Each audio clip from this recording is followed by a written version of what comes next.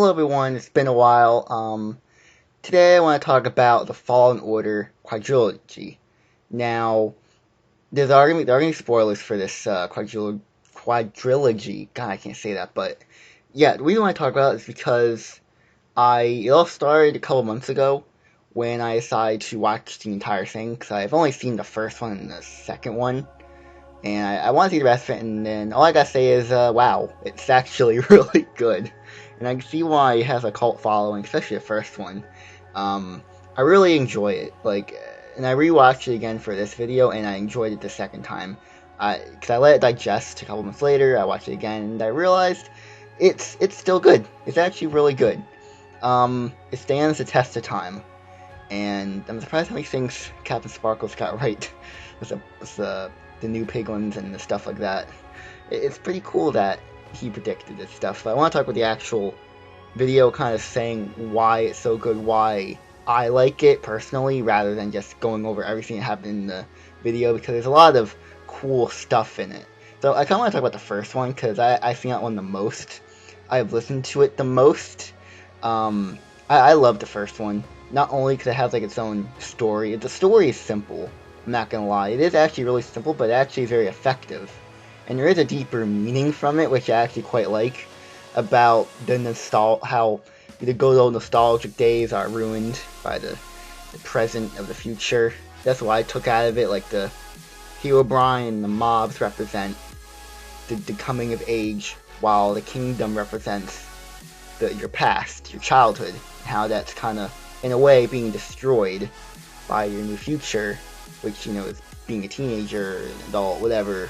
It's about how the good old days are now changing. That's what I take away from it. It could also be from, like I said, childhood going to adulthood, but I also see it as the nostalgic days, the good old days, the past, now changing to the future, which I like that message. I like when they do that. I like when stories do that, and the first one does it, and I'm like, cool.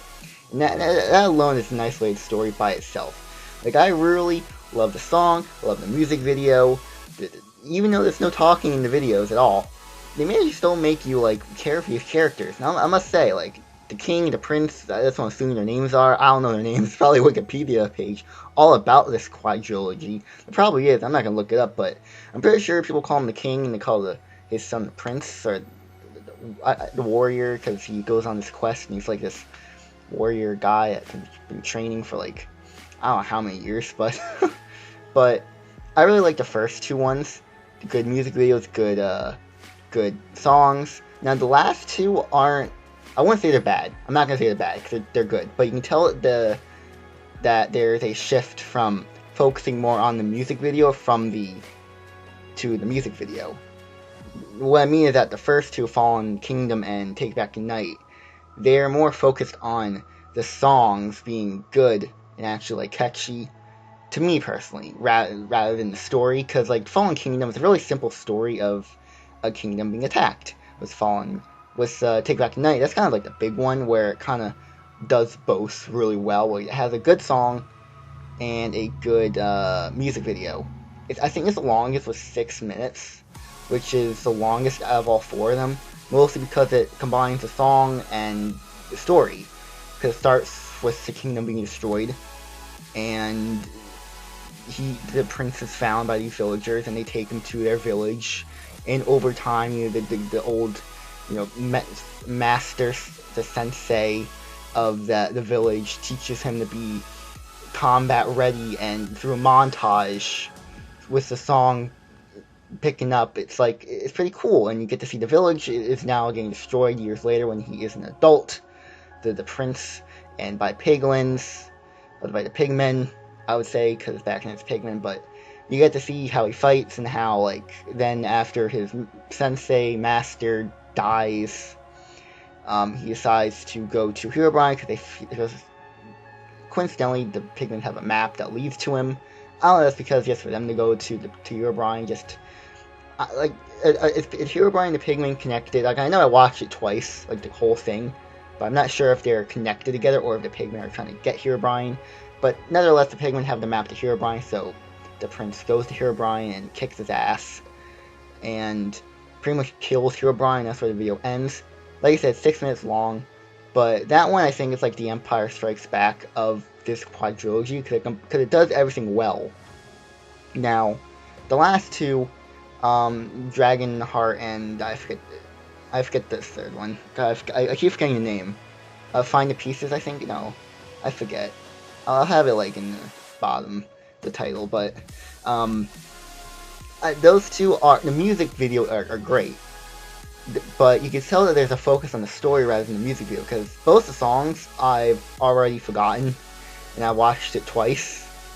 So, but that doesn't mean they're bad. They just serve a story, nothing else.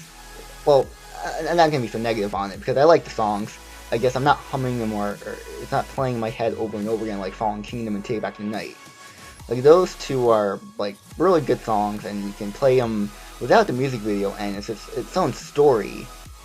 Rather, the other ones are not as strong, but they're still good enough to serve the music video, and that's the whole point of it. It's not to like have their own songs just play on Spotify or iTunes to play in your car or whatever. No, it's meant to serve the music video, and that's what they do. They're focusing more on the story rather than just making good songs to listen to over and over again, which isn't a bad thing. Like, I'm not saying that's a bad thing.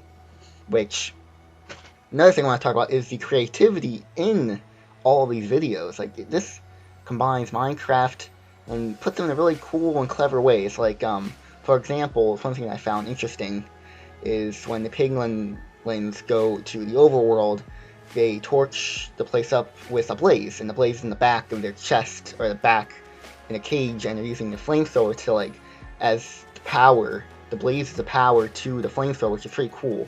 They use gas as, planes, as little, like, machines, like tanks from the sky. It's pretty cool. But the one thing I like is that the story actually opens up to a much bigger world. Because in the Fallen Kingdom, you're only in the kingdom. You never really go outside the kingdom, really. But after in Take Back the Night, you get more of it. You find a village. Then in the third one, you're in a town. And then you go, there's another. Then there's, it keeps expanding, which I like. It starts off simple in a simple story, and it keeps growing and growing and growing. That's why I think this is so good, because you make a good first one, and he makes these sequels that are better at serving the story well. Now, spoilers for the end of this. If you haven't watched the whole thing, you should. It's really good. Like I said in the beginning, I think I said spoilers in the beginning. Hopefully I didn't. But in the final one, the prince sacrifices his life to save the overworld. And that's really cool, because it feels like an epic story of this prince, or whatever his name is, in documenting his life. Now, because the first one is more focused on the king, but you do see the prince in it. He's not the main character, but you kind of get more the king's perspective, and then it goes to the prince's, and you follow his story throughout the 3 sequels, and you get to see him die while sacrificing his life to destroy all the pigmen. And it's cool that the pigmen are kind of like, it's like their home base, because now they're all like deactivated in a way, like robots. Like they destroyed the motherboard, now all the robots are now dead. They're all deactivated, like the pigmen are deactivated, and it's cool. Now, I can honestly see this as a movie. Honestly, I can see this as a movie, and I don't know if there's like petitions. There probably are petitions to make this a movie. I can honestly see this being a movie. It'll be pretty cool. They would have to change a few things, like, first of all, that you have to open. You have to open. If you made it to a movie, Mojang, you have to make this. The opening has to be the Fallen Kingdom song. It has to be. Because I think the main achievement of this quadrilogy is that no one speaks in this trilogy. And it's pretty cool.